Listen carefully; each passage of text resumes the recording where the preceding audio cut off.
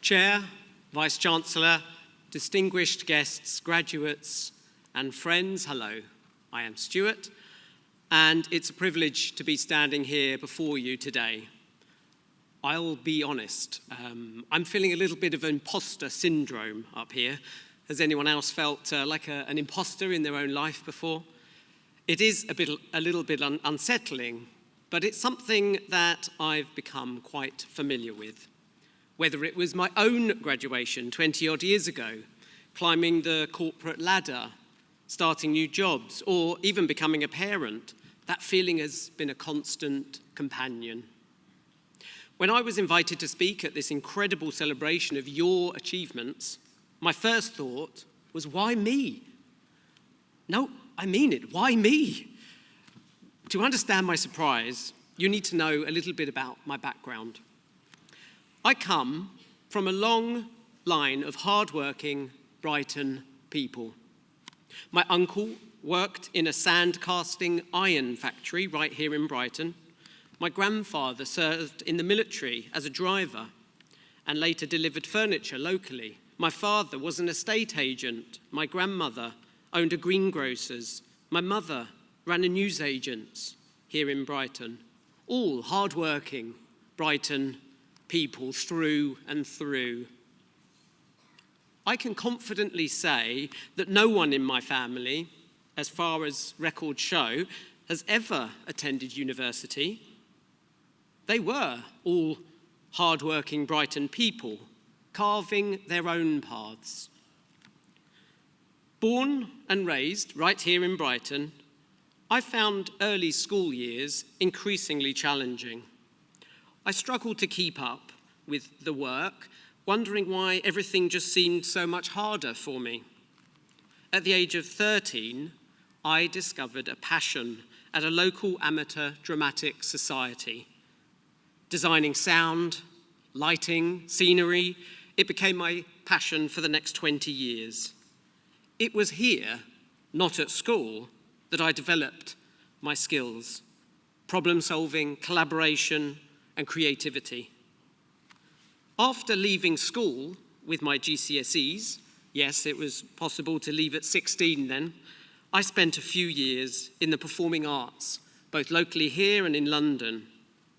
I realised I needed more of a challenge.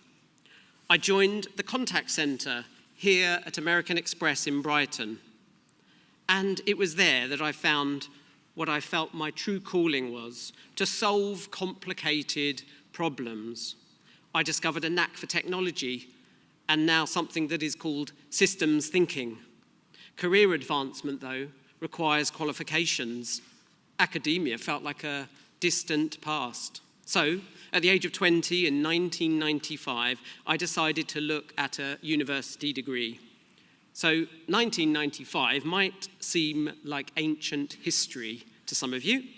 Whilst my friends were glued to episodes of Friends being watched on their massive square TVs, I was fascinated by technology and innovation. Toy Story, the first and groundbreaking computer animated film. Windows 95, the operating system that revolutionized computing in the home.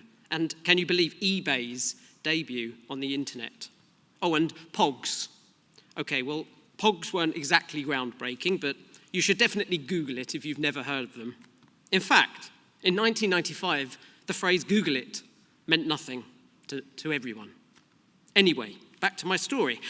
I set my sights on a software engineering degree here at the University of Brighton, and my employer, American Express, kindly sponsored me.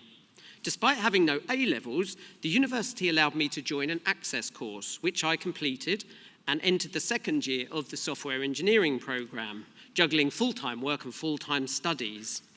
During my second year, my mother passed away suddenly. So at the age of 23, I made the tough choice to return home and to care for my siblings. It was a difficult period, and I started falling behind at university. My lecturers at the time noticed my struggle with reading and recommended that I took an assessment. The diagnosis: dyslexia. Suddenly, everything clicked. The university provided hardship grant and offered emotional and learning support. Years of struggling at school and my imposter syndrome, to some extent, had stemmed from 2 decades of being neurodivergent without knowing. I continued and I earned my software engineering degree and then later a master's degree in international management. At work, I climbed the corporate ladder and eventually I led a product and user experience organization of 350 professionals across the globe. In 2021,